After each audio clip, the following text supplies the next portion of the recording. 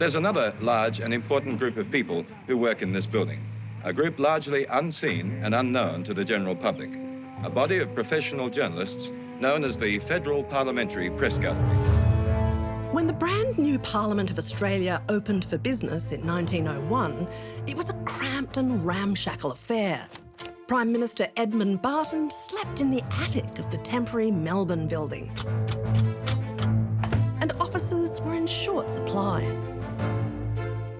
But premium space was made for the 31 newspaper reporters who made up the press gallery. Why?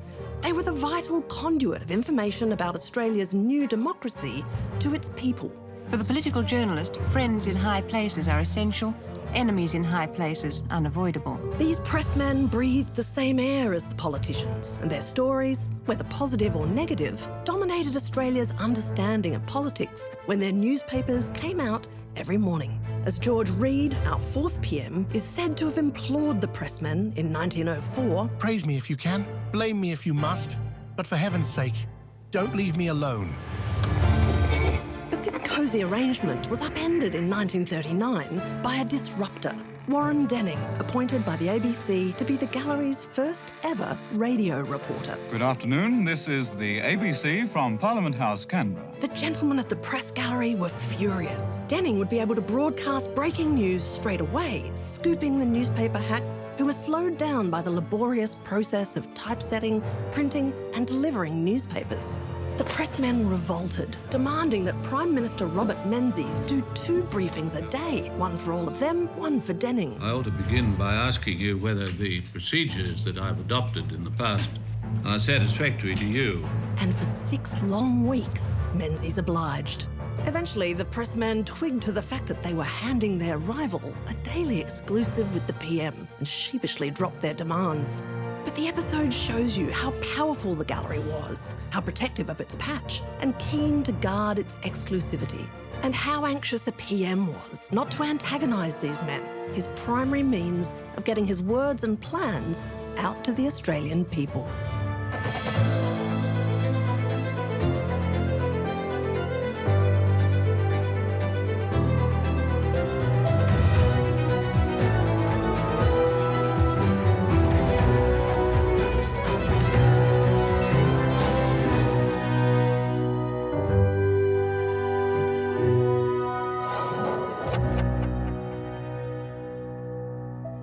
Having a discussion about Australian democracy without considering how Australians find out about it.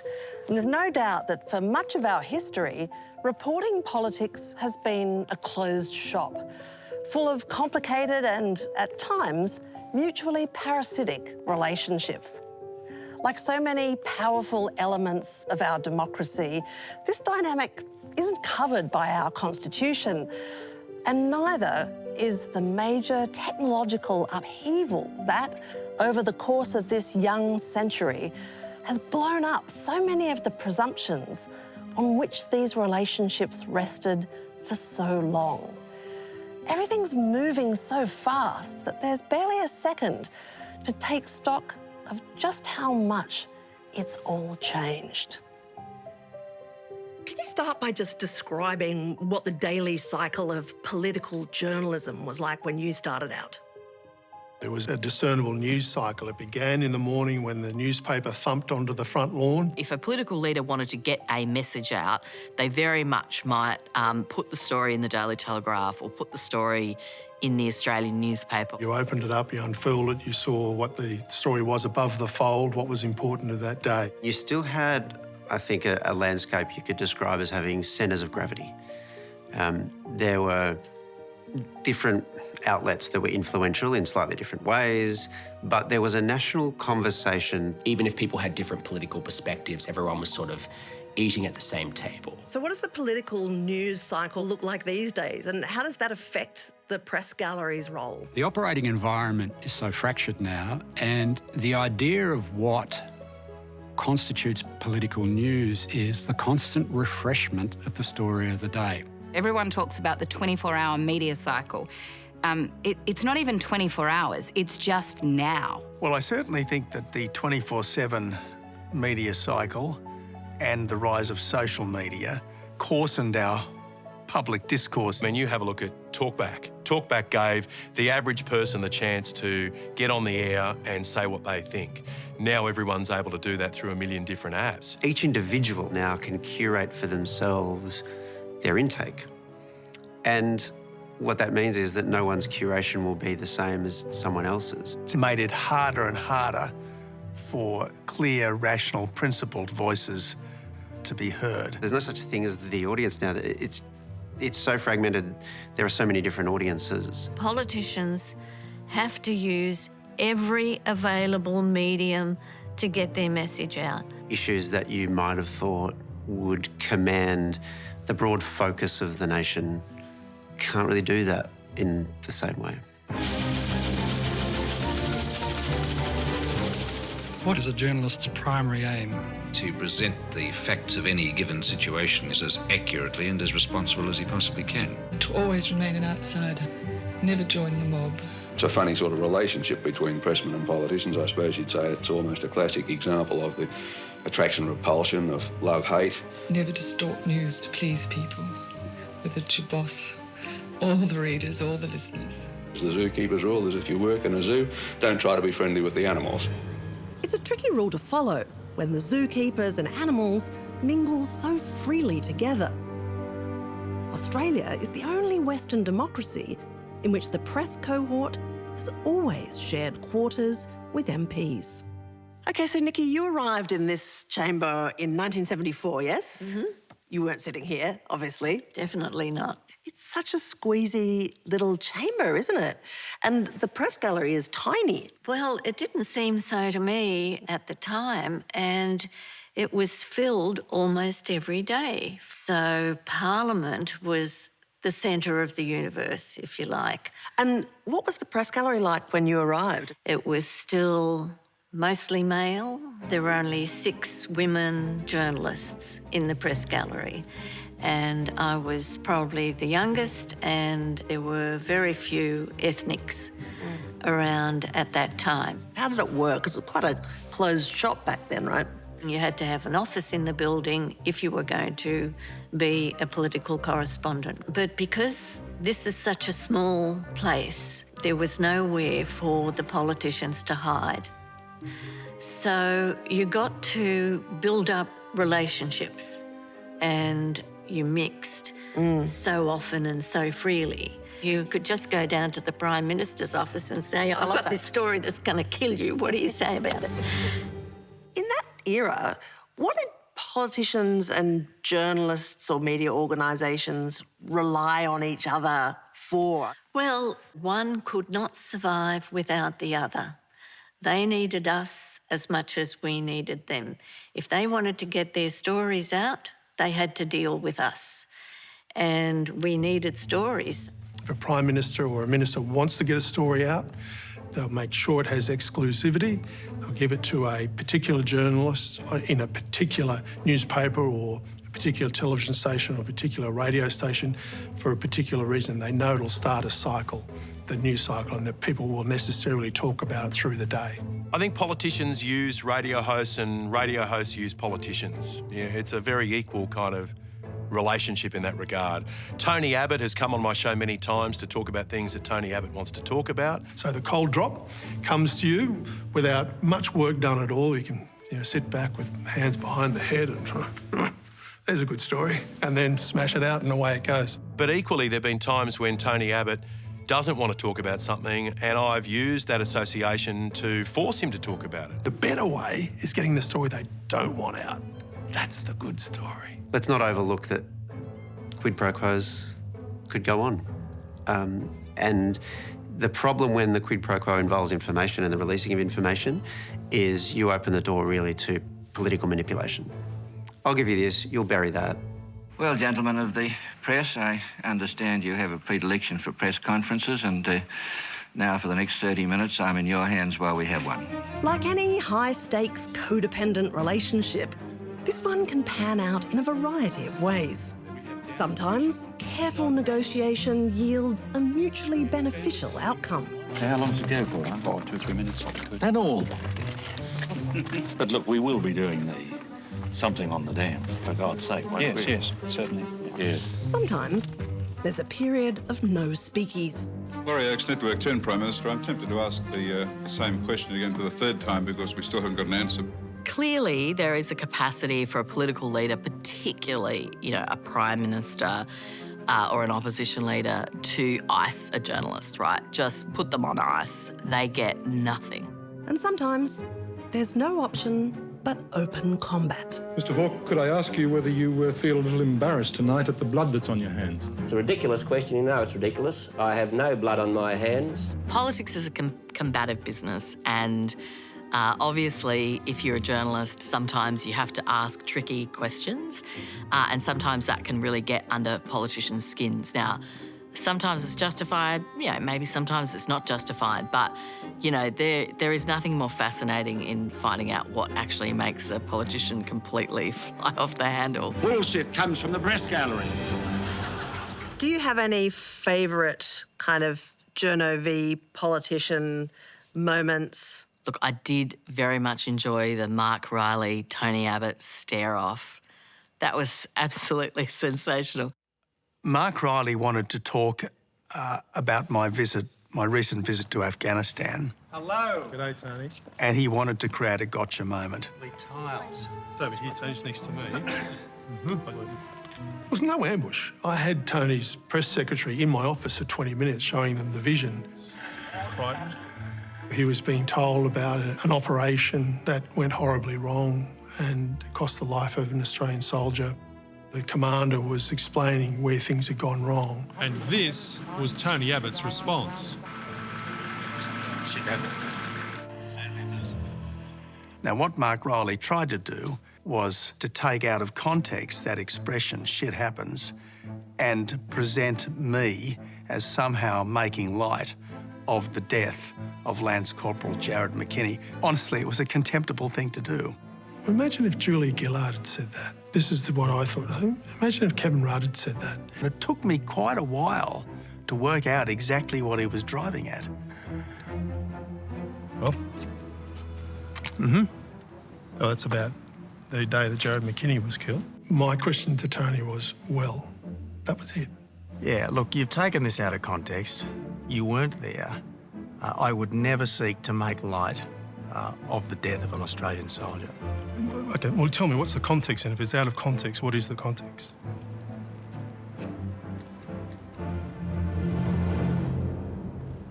You're not saying anything, Tony. I was just bemused. I mean, I think you can see it in my face. You've arranged the time for this interview. You know what I was going to ask you about, and you don't have any response. And I thought, what do I do here? What the hell? Was he going to thump you? I tell him to get stuffed.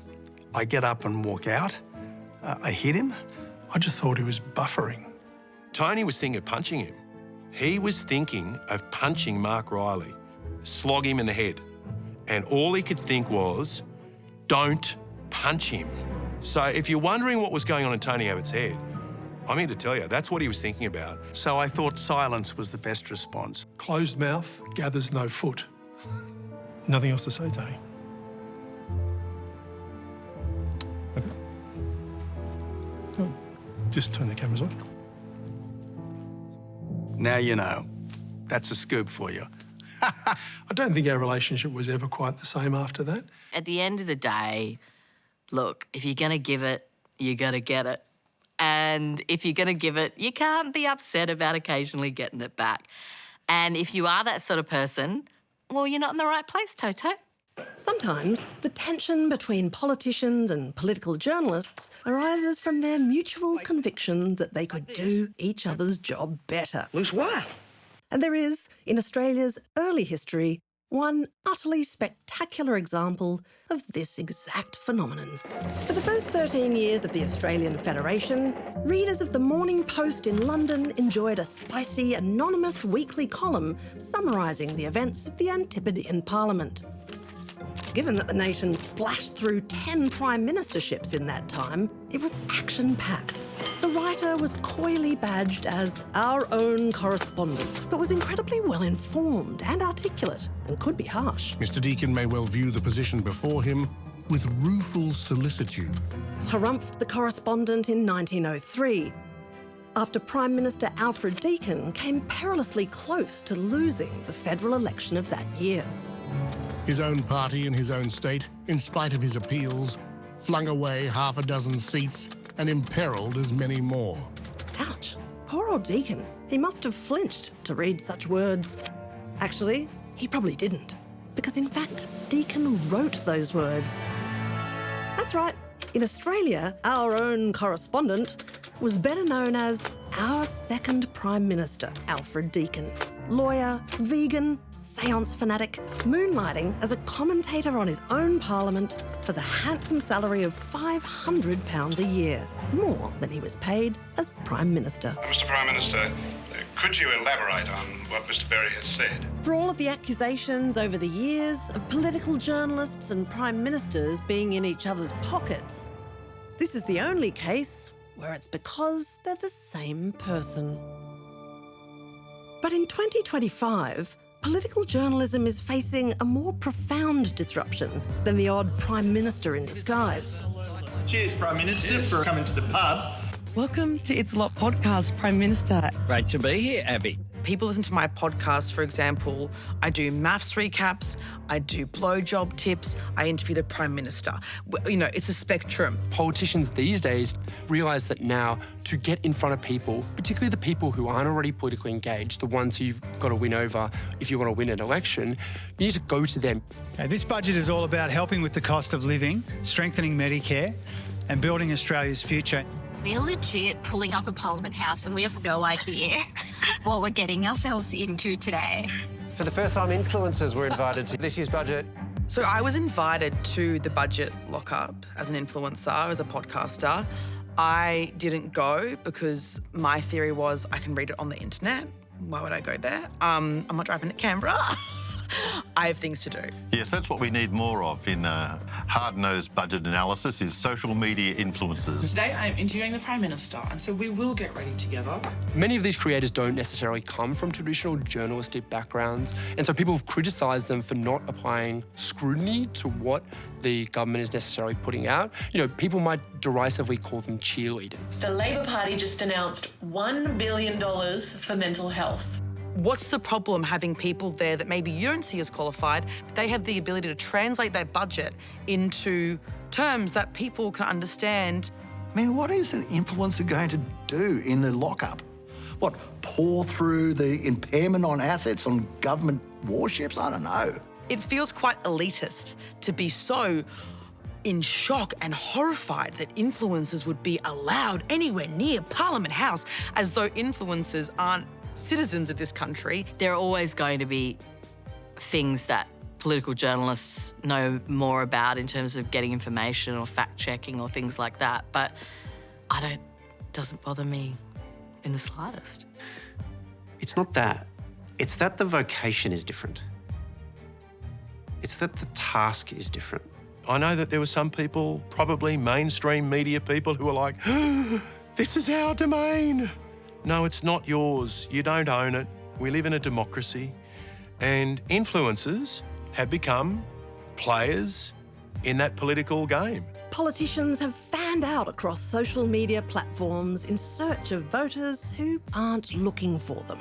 On YouTube, the most watched election interview with Anthony Albanese was one he sought out with cult video artist Aussie Man Reviews. Good shit. Thank you, Albo. Thanks, mate. It is a fundamentally different thing to sit down for an interview on 7:30 and be interrogated in that way than it is to sit down with someone who is cheerleading for a particular side of politics or a particular party or a particular outcome. When you start to blur those things,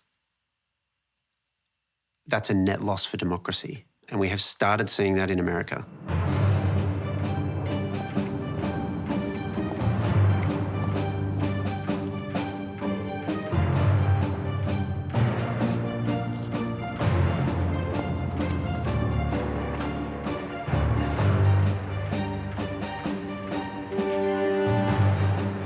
In America, the disruption of the press corps is more explicitly orchestrated. For more than a century, the pecking order of journalists in the world-famous White House briefing room has been managed by the White House Correspondents Association. But President Trump, in his second term, has asserted control. He banned the veteran Associated Press organisation because it refused to rebrand the Gulf of Mexico to the Gulf of America, as per the presidential decree. We are going to be changing the name of the Gulf of Mexico to the Gulf of America. He's also opened up the press room to influencers and partisan campaign groups who now jostle for access with legacy media outlets. Here's where all of the anchors are going to air. Yep, you've got your Fox News here. CNN has 2 tents. Yeah, you got your ABC, your Newsmax, your NBC. Monica Page Baldwin is the White House correspondent for the pro-Trump youth activist group, Turning Point USA. From the White House Forefront Lines with Turning Point, I'm Monica Page. Which has been credited with boosting Donald Trump's youth vote at the 2024 election by as much as 10%. So welcome to Pebble Beach. Pebble Beach, is that what it's called? Yes. I believe there were pebbles at one point, but now I don't think that there's any pebbles here. It's all just mulch. But yeah, this is where everyone works out of. You're working in the heat, the freezing cold, rain, storms, thunderstorms, lightning storms, you name it, you're working out of these tents for the most part. But yeah, this is the West Wing of the White House sort of deal. So how did Turning Point come to have a spot in the White House Media Corp? So you have your CNN, your Fox, your MSNBC, they're all in there, but there was never a spot for new media. And now with this current administration, they've kind of said, we're going to add a new media spot in the press briefing room. And we recently got access to be in that new media section, which has been incredible. Part of the new media seat is so that everyday Americans across the country have a voice in this room. Is it hostile in there when all of these new media Aravistes turn up and start demanding space? Yeah, so the dynamic is okay. You can kind of feel a little bit of tension in there, especially within the first couple of press briefings when this administration returned. Monica. Thank you. So what are some of the other new media organisations that have got a place here now at the White House that didn't have 5 years ago?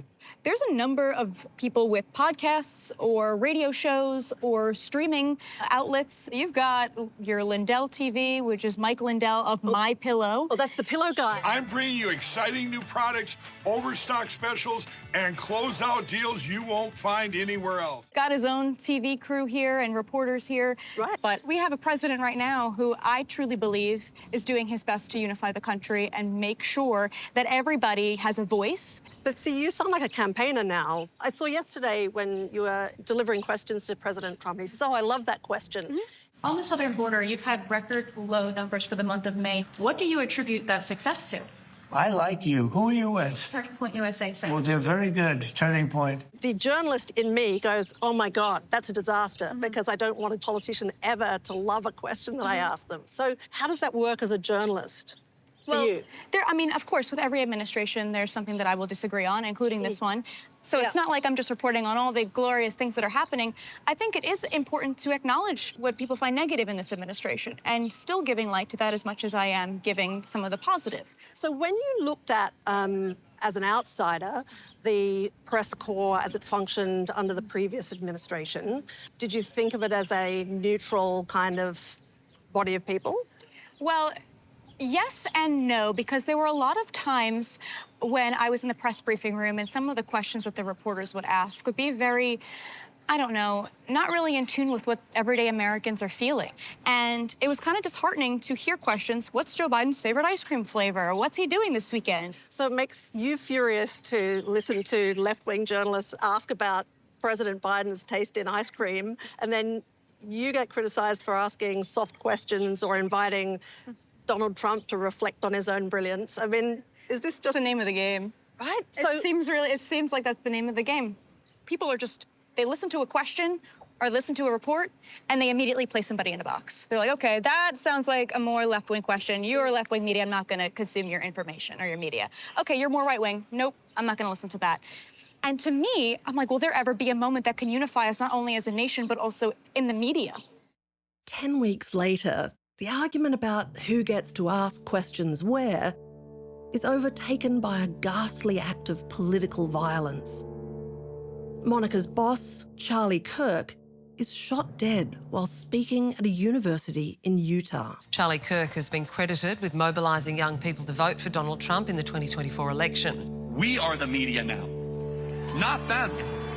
Their power is fading and waning. No one reads their stuff. Their subscriptions are going down. In a split second, the 31-year-old father of two goes from online disruptor to conservative martyr. Kirk's death is a violent escalation of polarisation in America, where the political extremes don't just disagree with each other, they don't even gather in the same places. When social media started, it felt like it was going to be the democratisation of news, and it was going to be these sort of, in a sense, online town halls that we could debate things. We think the new landscape is a billion tweets, and it's the democratisation of politics or the democratisation of the public square. But now we're beginning to get savvy to the fact that there are algorithms and all sorts of things, and a lot of what gets out and a lot of what gets shared and all this sort of stuff is manipulated.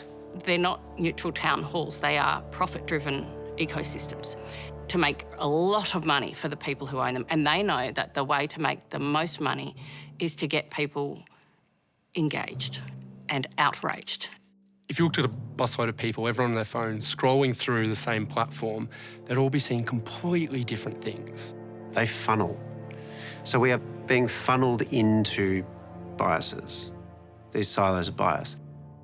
Both sides think the other is more extreme than it actually is because they're only hearing from the most extreme on both sides. There are people who their whole world is shaped by what the algorithm is serving them. The more content they can put in front of people that gets them angry, the more money they make, because the more people engage with it, the more they can charge advertisers to be there. And what that does is it distorts the public discourse. What has the disruption of reporting around politics in particular done to your ability to project and win political arguments?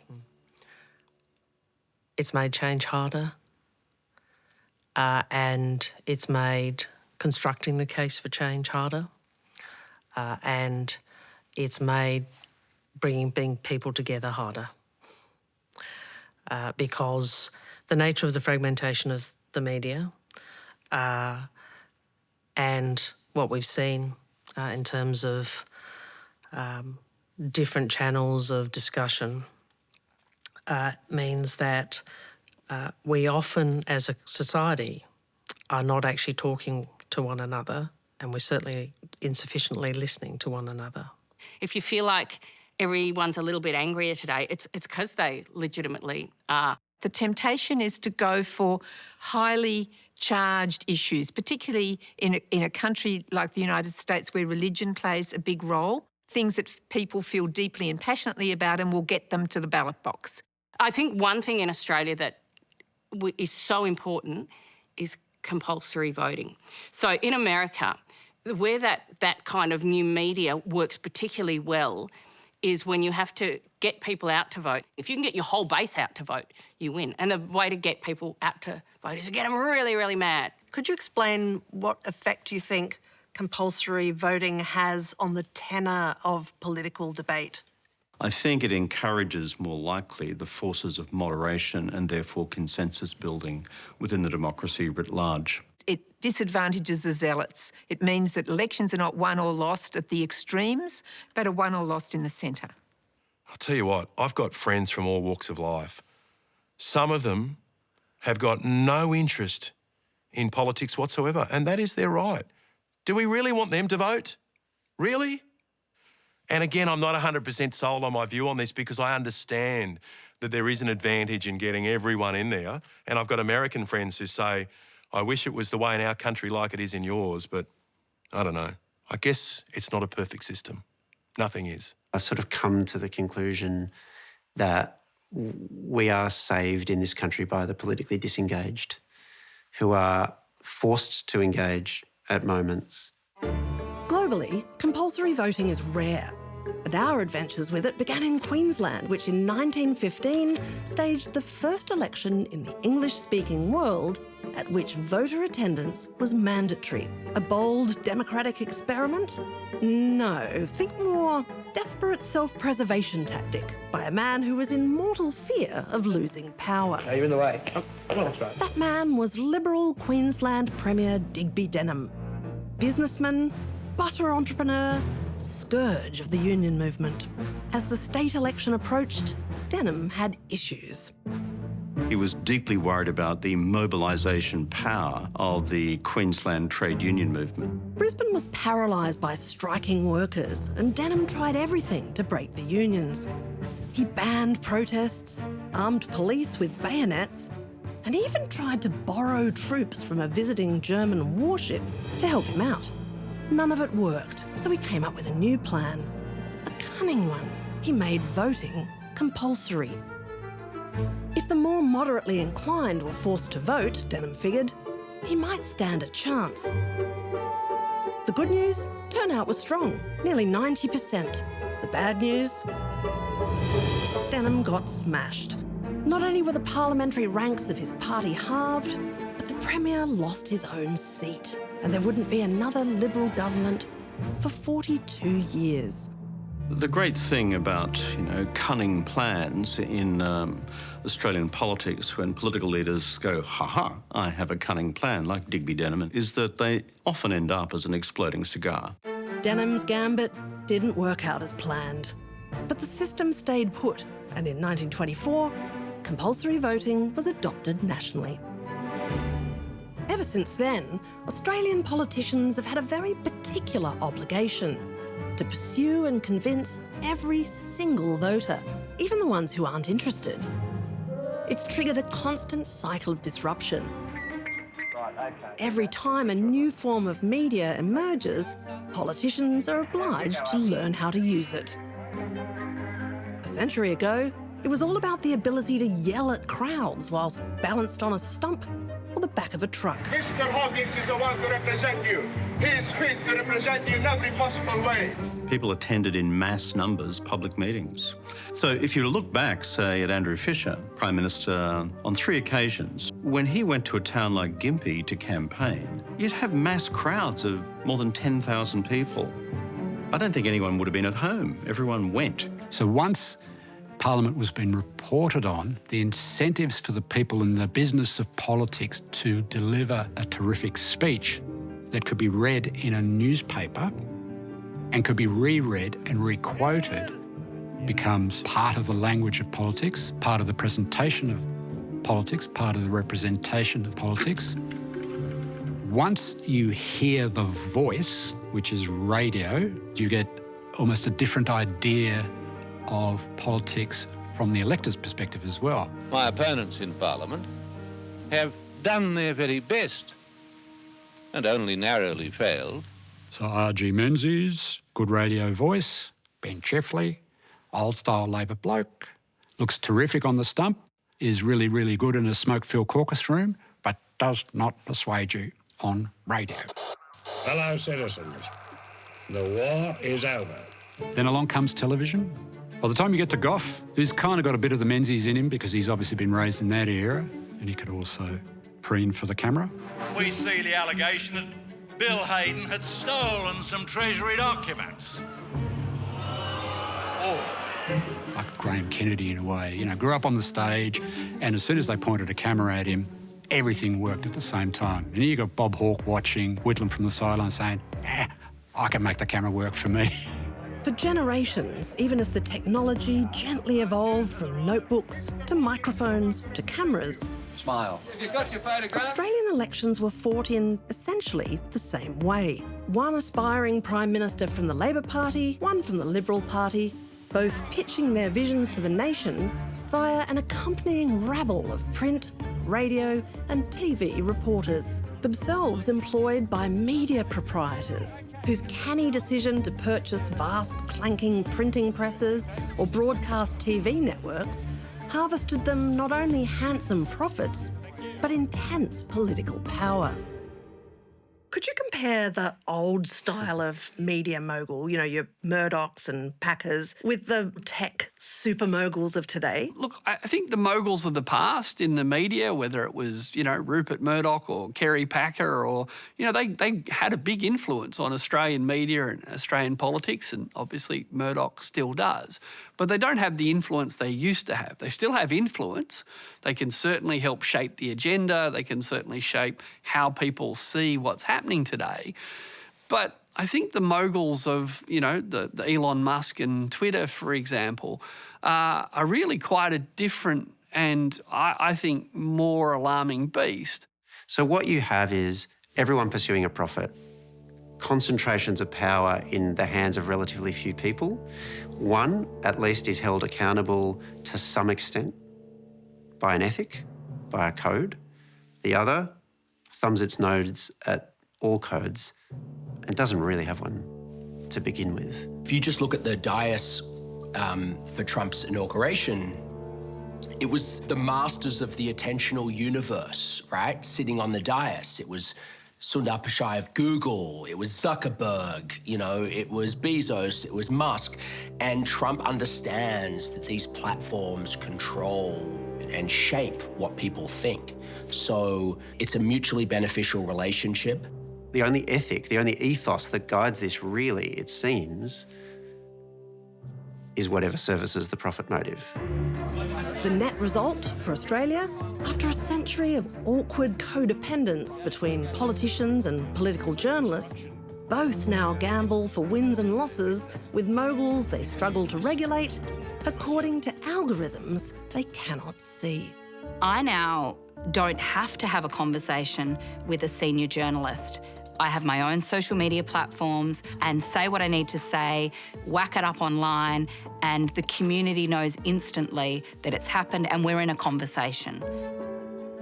Well, a classic example is this. In my last media piece, Facebook has 280,000 views. There's another one, if I go back, 800,000. Man, that beats a paper for dead. That beats ABC for dead. Man, that's gold. Gold. For the community independent movement, social media and social media platforms have been really effective way of getting a message out and finding your community. And we're not reliant on legacy media to talk to our communities. For the two major parties, disruption means the advance of independence into parts of their empires they once took for granted. As an independent, I answer to you, not to a party. We deserve better representation. The major parties have failed to deliver. And we need community independence, standing up to vested interests and holding the major parties to account. Put one on Dai Li here and then number all the boxes. Political parties have two real tools when it comes to social media. The first one is the normal organic posting, which is the versions of posting like any of us have. You know, you post an image of yourself doing something. Go back a bit.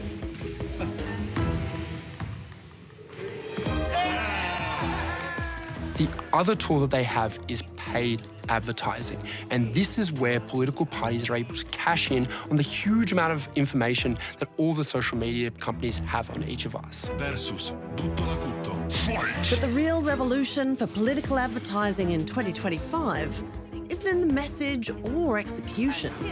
It's in the targeting. We saw the Australian political parties use political advertising on social media more than ever before, because you can incredibly target individual voters based on things like demographics, your occupation, even your interests, because they think that they can reach you at the right time with the right message to win your vote. If you're watching your Married at First Sight, you know, on 9 Now, you're watching it in a local sort of, it's fed to you locally, so it means that you can target by postcode. You can target by electorate, and you can pay a lot less than you used to.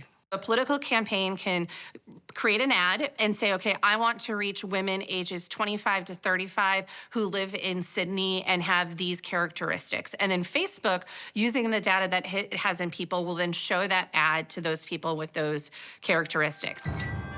So, in this hectic new world where anyone can be a political reporter and political parties can swarm your device with cheap ads... The kind one. What are the rules? You can kiss goodbye to the dream of homeownership. In this wild west of information, is there a sheriff to be seen?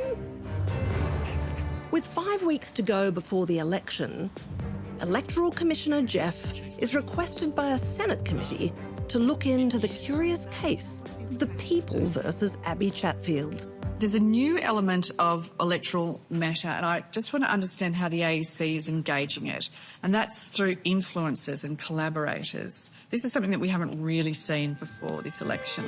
For example, I know that the Prime Minister put up 3 separate collaborative reels on Instagram with Abby Chatfield, where they both explicitly promoted the Labor Party and opposed the Liberal Party. So, electoral matter. Jeff Pope is very used to being asked by senators to look into stuff. We'll have a look at the ones you've highlighted and we'll consider if there's anything that we might need to adjust. We'll have a think about that.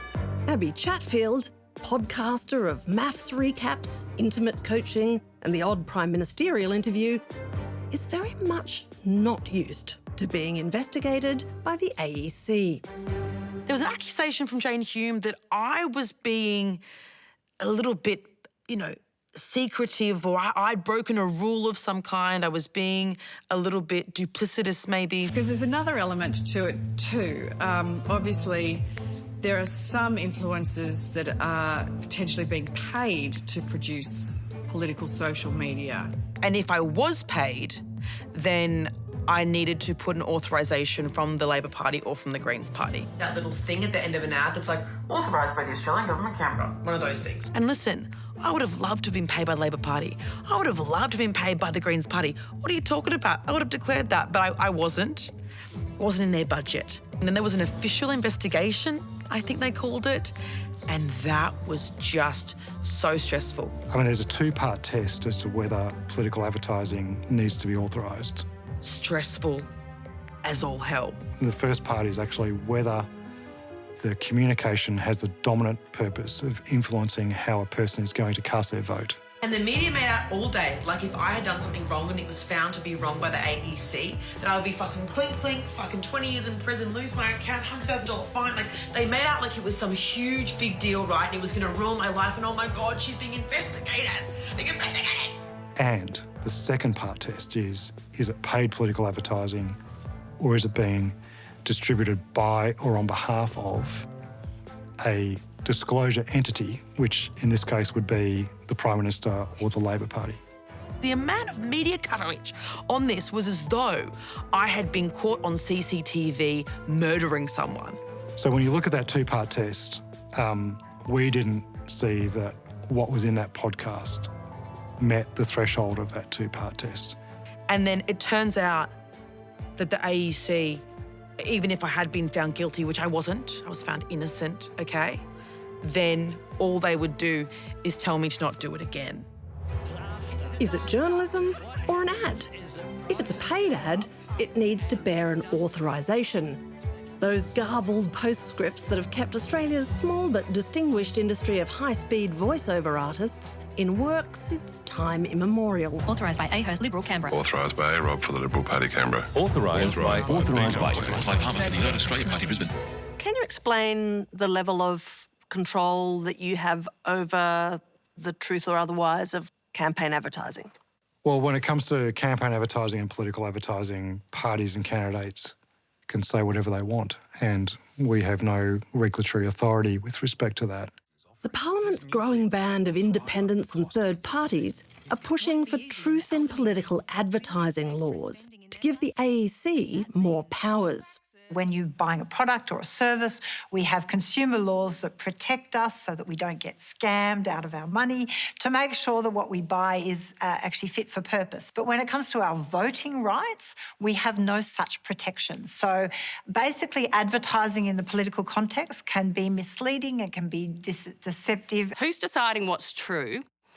The Liberals would say, oh, Liberals are better money managers than Labor. And Labor would say, actually, you've left us with $1 trillion of debt and nothing to show for it.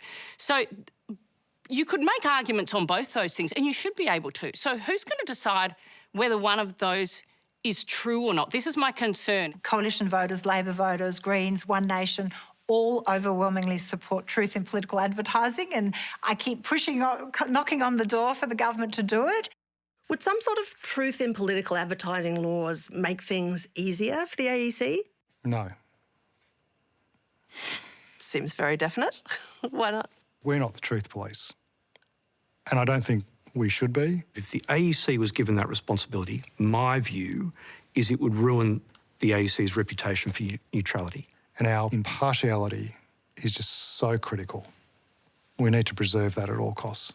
It's up to the voter, and it always has been, and it always will be up to the voter to navigate their way through what they're seeing and hearing and to make up their own mind. At last, we find our way to the Australian voter.